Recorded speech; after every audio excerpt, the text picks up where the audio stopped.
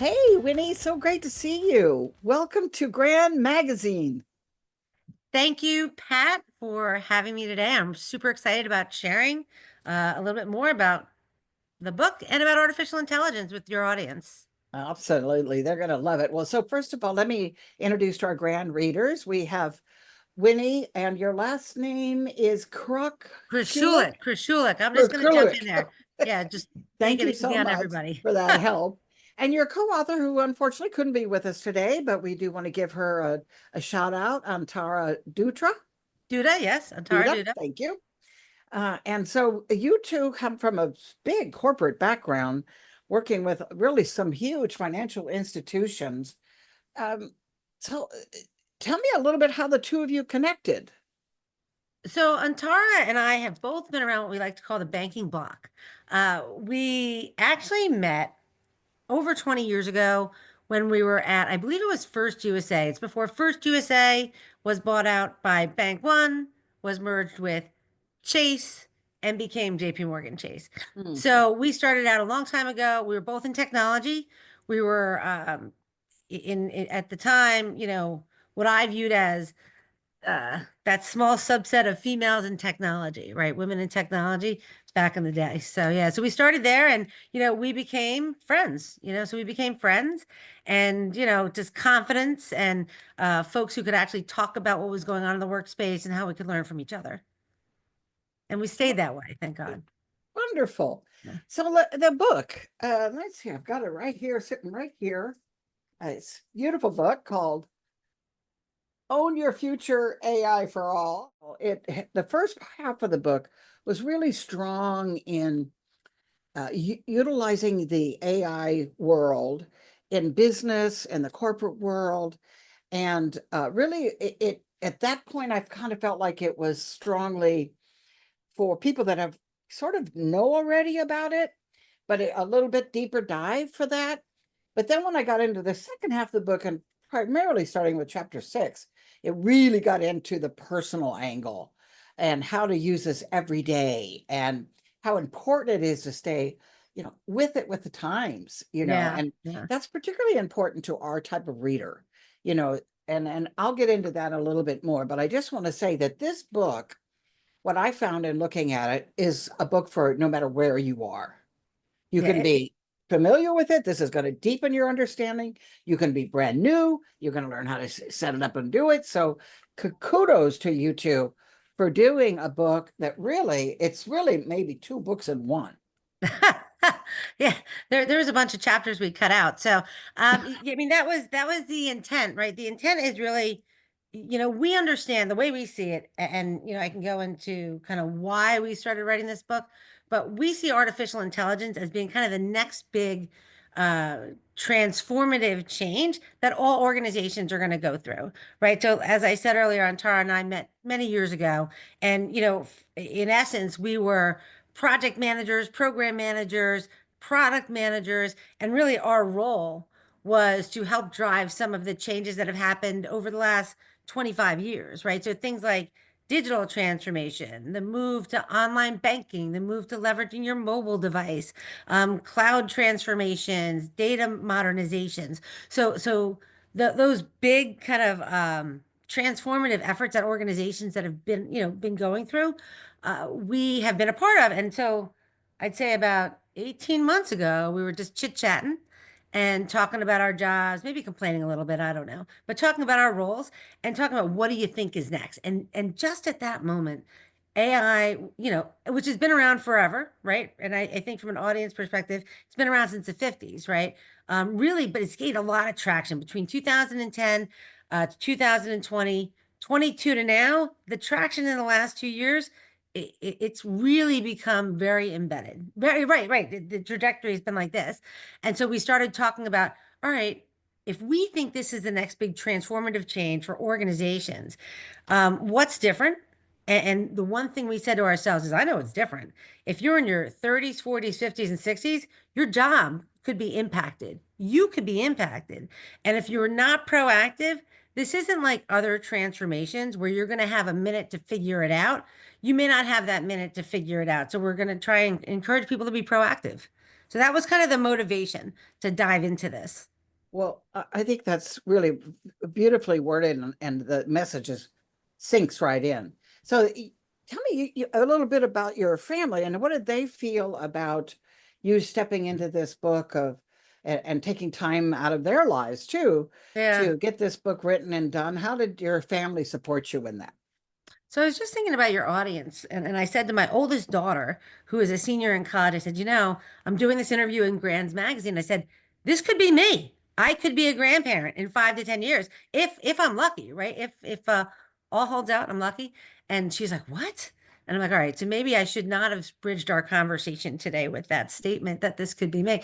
But from a family perspective, my husband's pretty supportive in terms of because one of the things, we talk about, things in the book, we kind of categorize people as learners, leaders, and change makers, where I want to be a change maker. And I think I work in spaces where I'm a change maker. The trait Mhm. for me, my predominant trait is I'm a learner, love to learn. Right. So my family is used to me kind of delving into new things, getting certifications, and just trying to stay relevant. I've come from siblings that are they like to rack up the degrees and there's a little bit of competition. And so, I like to continue to learn. And the kids are all in college. I got, an engineering major, a physics major, and a pre-med student who's going to be going to a master's MD program next year. So they are learners as well. So I think the book, they were surprised because we were writing articles, but yeah, they're very supportive. You know, they like to see their funding envelope continue. At least the kids do. So so yeah, so it's Wonderful. good And I stuff. thought Yeah. it made me smile that you've got a daughter named after you, a son named Winnie, after your husband. that's my husband, right? And what about the third? What did Rosie is named after my best friend. With Rosie, we were in the hospital and we're like, I just don't have a name. We didn't have a name for the other two, right? Because we're not that creative. And our policy is we don't mess with Rosie. So her godmother was a detective in Brooklyn for a bunch of years, and she's taken on a lot of those traits. So she oh, brilliant. She's that's a lovely. brilliant kid, but yeah. It has made me smile. So let's talk a little bit about Grand Magazine and how some of the thoughts that might be going through them. Oh, sorry, honey, I've got my list of questions on my screen, so pardon me as I review them with you. Um, some of them will be having already using AI at some level, but a lot of them may be feeling overwhelmed, anxious, cautious about trying AI. What can you say to those to that group? Oh, again, that is a group we want to appeal to. Again, we were talking about this book. My colleague Antara was speaking about a friend who had recently lost her job, and her role was to create direct mail pieces, right? And so I don't know, a lot of folks get mail, like I don't want to call it junk mail, but we're not even looking at it anymore. Like even my mom's in her 80s, 86, and she's on her iPad all of the time. So when you think about just redundancy in roles, and I get a lot of that fear, by the way. And so when I was just thinking about our broader audience, I would say to anyone, grandparents included, you got to figure out where you are. Number one, we can't be afraid of AI. I know that is maybe not the easiest thing to hear, that you can't be afraid, but our goal with this book is to replace fear with curiosity, right? Mhm. Reluctance with creativity. So we want to replace your fear with curiosity. We want to demystify artificial intelligence because it really can make your life easier. And so, as anyone, for any person who's going to kind of embark on this, hey, I need to become familiar with AI, you got to ask yourself a few personal questions, and they're basic, right? This is basic stuff. Like, what do I know about artificial intelligence? All right. So that, kind of put that over here. That's kind of like about the technology. But where am I in my community? Right? Who am I spending time with? Am I still at the work? Am I still in the workforce? Right? Because we know that, grandparents today don't fit the mold of where my grandparents were sitting on a lounger giving you butterscotch, right? Grandparents today they're still working, right? Because our workforce, depending on age group, right? And they're still in the workforce and they need to be, right? That was the other thing. If you're in your 30s, 40s, 50s, and 60s, and you do not have what you need to retire, and need to stay gainfully employed, you have to learn about artificial intelligence. You Yes. have to understand what it is. And by the way, you're using it every day. So if you're on your iPad and you're using Alexa or you're using, some of the personal assistants, you're using it. If you go into Netflix and you've recently watched a series of programs and you see a new program pop up that's similar, Netflix is using personalization to try to figure out what you want to see. So it is embedded in your life. It's just creating that awareness that, oh, guess what? It's already here. So as a grandparent, who are you in your community? Where do I live? Am I still working? Are you engaged with technology? Are you disconnected with technology? Where are you on your AI journey? Figure out where you are and what your baseline is today, because that's going to help, you figure out, with the help of other resources that are available, what your first step is. So have you and Antara come across any AI platforms that might be threatening or invade a person's privacy? Any, like, this is what I'm getting from some of my Yeah. grandparent friends. They're like, oh, I don't want to, they get so worried about the scams and plans, and they're going to know too much about me. Talk about that part. Oh, well, the scams is a real problem. I know that my mom gets bombarded by scams all the time, right? You click on the wrong site and suddenly you have 700 phone calls to your phone. And that's a real problem, right? And data privacy is also a concern. There's an ethical concern with the use of artificial intelligence. I would say that with any, as artificial intelligence certainly expands and the tool sets that you have, you do need to learn about privacy, how to set privacy settings, things Mhm. on your iPhone. Have you ever had, Siri to say, I didn't get that? I'm like, well, I wasn't talking to you. And I lifted up my watch because my watch talks to me all the time and I have to reset and tell Siri not to listen to my conversation, right? Mm. And I do think there are some legitimate concerns because every app that you put on your phone has access to your data, right?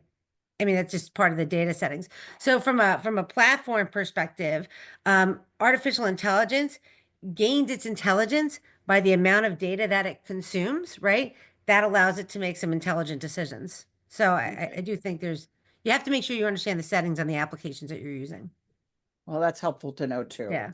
So, in thinking about grandchildren, are there any particular areas that we could explore that might help grandparents with their grandchildren to teach maybe leadership development or Yeah. about teaching kindness? And so, give us some hints of, what you've come across that are maybe AI driven storytelling or about games or to teach children about leadership and leadership skills. What give us a little insight on there?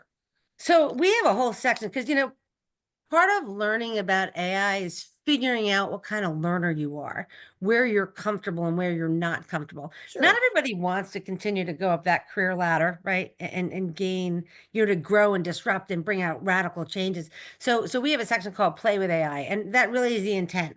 Play with AI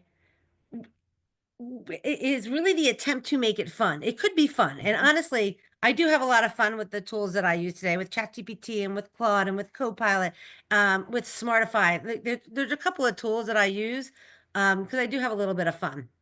I like to see too where the responses and the learning is different too. So we can talk a little bit about that too. But the reason we have play with AI is because you think about it.